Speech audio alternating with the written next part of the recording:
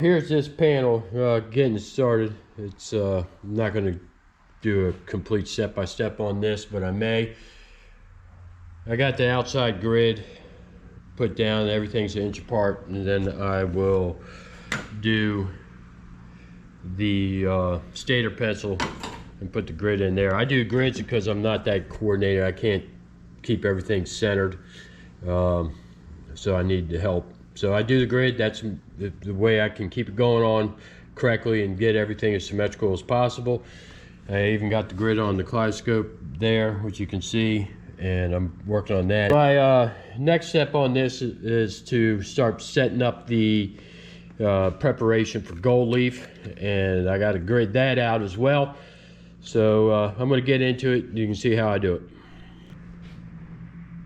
Now I got the transfer tape on, and right here you can see through the transfer tape the marks that are already put down, so that should make sense now why I did it that way. And I'll go ahead and use the pencil and just kind of, you know, rule out the grid here, and then I'll start putting down the patterns. And well, anyways, there you go. Next stages are coming up. Here this panel is, it's all gridded out.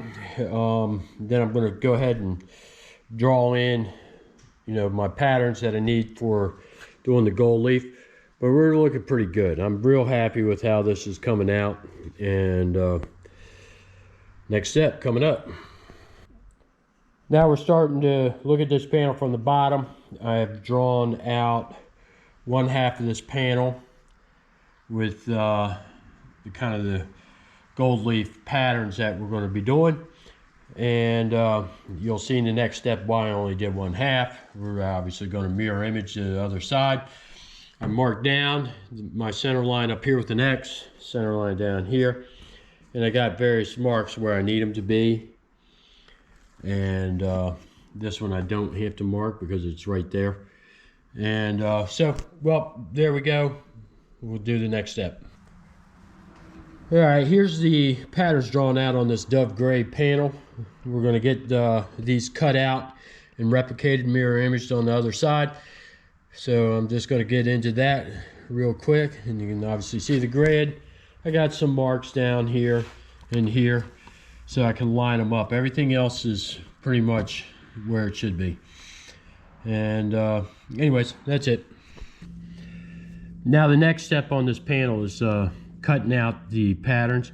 I already cut out that half, folded it over, drew the line, and then that's how I keep everything equal. And I just gently just kind of follow what I've drawn down with the X-Acto here. Not a big deal. I'm not going to show all this stuff, but I just cut it. And I try to do this as smooth as possible because we just, every step of the way you want to refine it, make it better. Let's see, get that one cut here. You gotta be careful when you're pulling these, not to stretch them or distort them too much, and that's where it gets a little bit of difficulty. And again, it's a little bit of experience here doing it, and I still mess it up. Sometimes things fight, and but anyways, again, I'm just kind of showing how I do different things, and you can see the end result of it. You can apply what I'm doing here to your own projects if you deem it worthy enough to do so, or you want to try it out. You see right here, I got to get that tip cut, and I pulled that.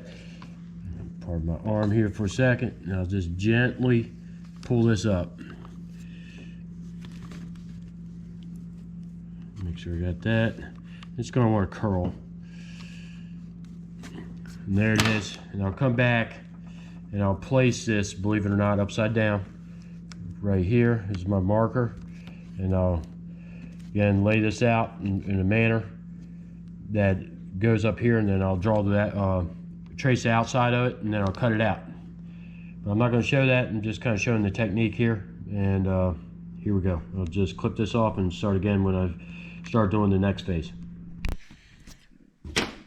Okay, this may be complicated, more so than it should be. If anybody has a better way of going about this, you know, obviously you could do computer generation, but this is being hand done.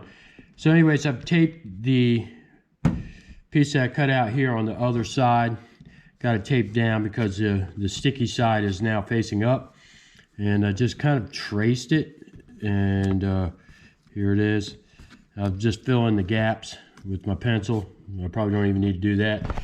But there it is, and it's placed properly. So when I cut it out, I'll mirror image, and that's what we're trying to do here. And I'll move down into this here, same thing, and then this bottom piece, and then I'll be ready to do the sizing and the gold leaf on this portion. I do that first, and then this creates the kind of the outline or the first stage of the project here. And then I'll build off of that and start filling in the volume with all the striping in different colors. So we'll just keep moving on. Here we are, all cut out, and we're going to move into the next stage. But all the portions are now just weeded out, ready for the sizing. Okay, here we go. I got the sizing painted down, and I've got all, obviously all that's cut out. And I've got it on a flat surface so it kind of flows out nice and flat and even. And that's what we're trying to get. And right here, I taped this up there because I started looking at it. It was a little bit wider than this one. So when I trace it and cut it out, I'm thickened it up a little bit. So I'm dialing it back in with the tape there. So we'll give this about 15 minutes, and I'll pull up all the masking on it, and then let the sizing just do its thing, dry up a little bit to get tacky, and then I'll apply the gold leaf, and I'll pick it up there on this video at that point. All right, I've already started doing laying the gold leaf down. I'm just taking the sheet here, just kind of gently pushing it down to the tacked up sizing glue and rubbing it down here. And sometimes you got to be a little vigorous. Let's see how this pops out. See, it's taking up real good. So far so good. But it's I'm going to let it sit on here for a while, get good and cured up before I go and attempt to do the engine turning or machine turning on here. I got the paper stuck up there, that's no good.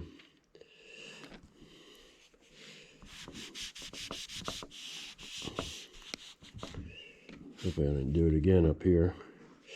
Well, you see how this is coming out. I'm just kind of matting it down onto the glue, using a cotton ball and be nice and soft, put some pressure on it. And I can come back in with the cotton ball and just kind of straighten that up a little bit. See how it's wiping off there. I'm going to wait till I get a vacuum right there so against that line isn't holding out. And just the tip here to do.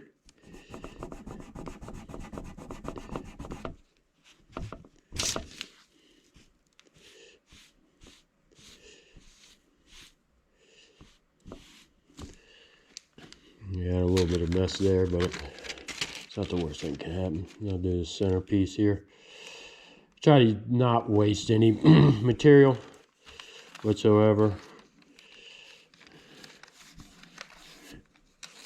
I don't know if the camera's even picking that up, but I'm doing the headpiece here and the gold leaf. Pick that up and see how it transfers out. Nice. Other than the fact I got paper on there.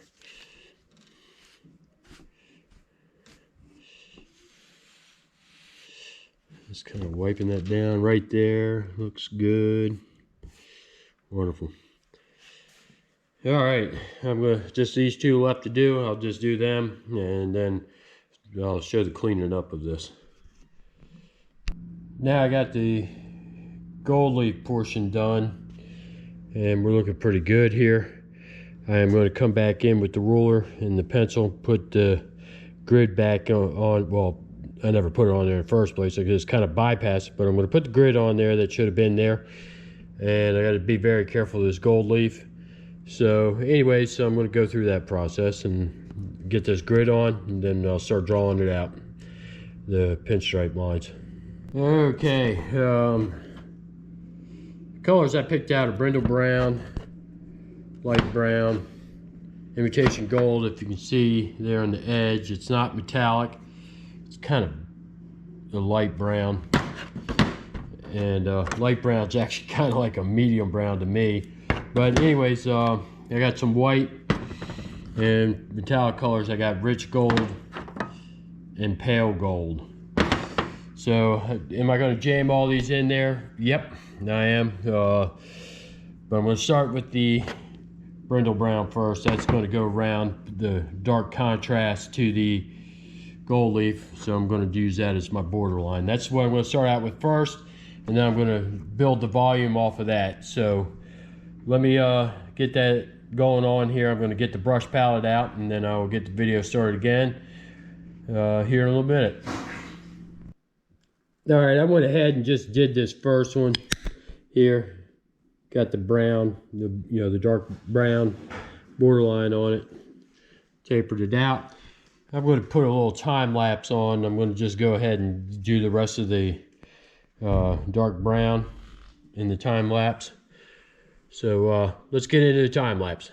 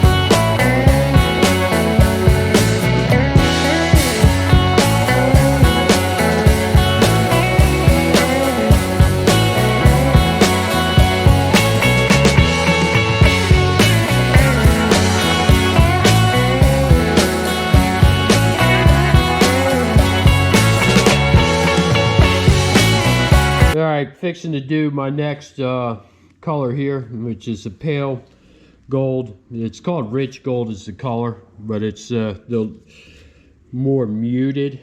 I'm filming everything except for the palette of the brush. Good gracious, sometimes I stink at this camera stuff. But anyways, I got the brush loaded up. Here's the color in the can. There's the label. And I got some loose graphics drawn out. It's just going to go right down the center to build more volume in. And I'm building in and out. And I'm trying to create a flow at the same time with curves and just the thickness of the stripes, etc., etc. So anyways, I'm going to get this laid on, and let me just go ahead and do that. It's not a lot of this color, so it's not a big deal if I don't actually video too much of it. So anyways, that's that. Okay, the next color I'm doing is light brown. It's not too much lighter than the... Okay, there's the gold. Right here, there's the can. Right there. So we'll start putting this down. I'm going to start obviously at my right, move to my left. I'm going to do up here. Hopefully my hand isn't in the way. It is.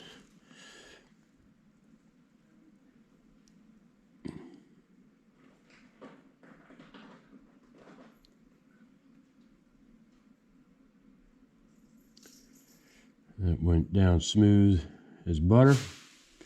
Normally that doesn't happen with me. I got issues. I gotta fight everything.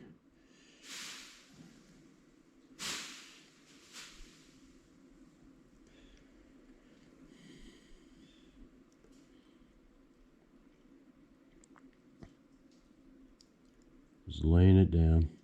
Just gonna show this top portion. I'll go ahead and finish the rest up.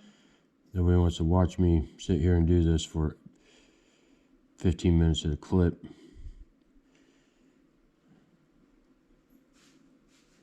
There we go. Filling that in. And I'll go down here, fill all that in. I'll show it when it's all done. Next color is filled in, and you can see the volume starting to build up. 2 more to go. It's going to be busy, but I'm going to keep some open voids in it too, because we're trying to not lose the flow and just have a whole bunch of scribble on here. But anyways, there you go. Okay, the next color I'm doing is imitation gold. It's not a metallic whatsoever. And I want to get through that palette to brush up. I'll do some time lapse on that. And this way you can see the lines going down on this color. And after that, I got 1 more color left. Sign the panel, call it the day. Yeah, obviously I got to get it in clear, make sure it's all shiny and protected. And well, that's where we're at. Kind of listen to my voice staring at nothing. There's a brush. That's imitation gold.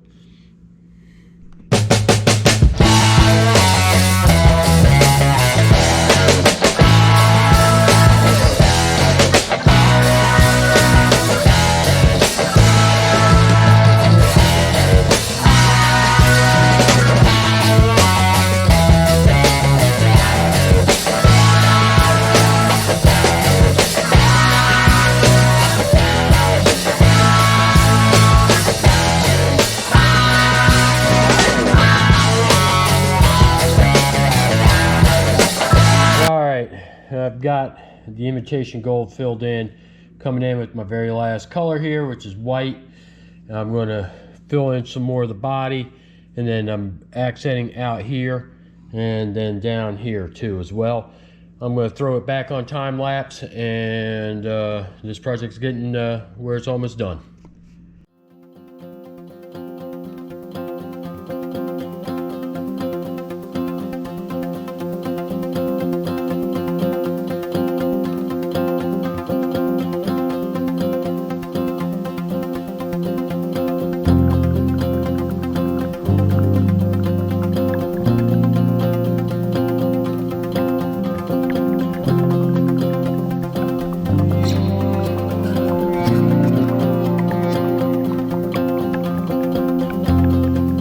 Here's the white it's all added on, and the final product. I just got to wipe the grid off of it, and all in all, I'm pretty happy with it. Every time I do one of these projects, I get more and more skills, and I get cleaner and cleaner with the line work. And it is practice. That's the #1 thing about this. You got to keep doing it, and the product will improve. I am not all that great as far as I'm concerned, and I need a lot of practice. So that's why I keep doing these videos and showing this stuff. The one thing I am happy about is my use of color. I do believe in, you know, maybe I'm just being arrogant, that I do put the colors together quite good. And here it is. So anyways, that's the final product, and I hope you all enjoy. Do me a favor, if you like this content, please subscribe, leave a comment, a thumbs up, and we'll get another video up soon. It's not necessarily always going to be pinstriping and panel art, but we got a lot of other interesting projects that we're going to be doing, which incorporates all these skills that that I'm trying to get better at. And again, I will always say, if I can do it, anybody can do it. So there it is. Hope you guys like it.